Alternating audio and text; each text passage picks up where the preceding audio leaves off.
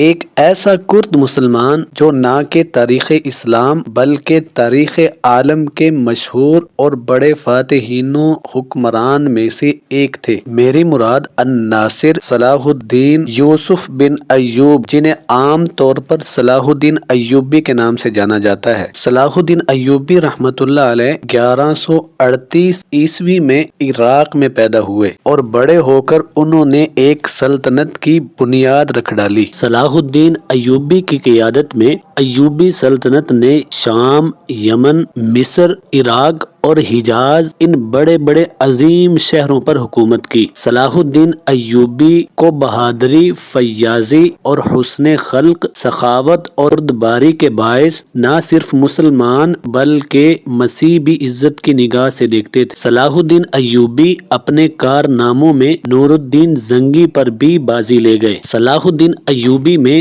جذبہ جہاد کوٹ کوٹ کر بھرا ہوا تھا اور بیت المقدس کی فتح ان کی سب سے بڑی خواہش تھی، اور ایک دن وہ بھی آیا کہ صلاح الدین ایوبی نے عمر بن خطاب رضی اللہ تعالی عنہ کے بعد اپنی اس عظیم خواہش یعنی بیت المقدس کو فتح کر کے بھی دکھا دیا۔ اسی وجہ سے صلاح الدین ایوبی کو فاتح بیت المقدس بھی کہا جاتا ہے۔ صلاح الدین ایوبی رحمۃ اللہ علیہ نے 1187 عیسوی میں یورپ کے متحدہ فوجوں کو عبرتناک شکست سے دوچار کیا اور ان کے ہاتھوں سے بیت المقدس کو فتح کروا لیا۔ اس کے علاوہ صلاح الدین ایوبی بہت بڑے عابد و زاہد اور ایک بہت بڑے عادل حکمران تھے، جنہوں نے اپنی ساری زندگی اللہ کے خوف اور تقوی میں گزاری تھی۔ اسی لیے ان کی سلطنت اور ان کے انداز حکمرانی پر نہ صرف مسلمان بلکہ ہر مذہب سے تعلق رکھنے والا انسان بھی رشک کیا کرتا تھا۔ صلاح الدین ایوبی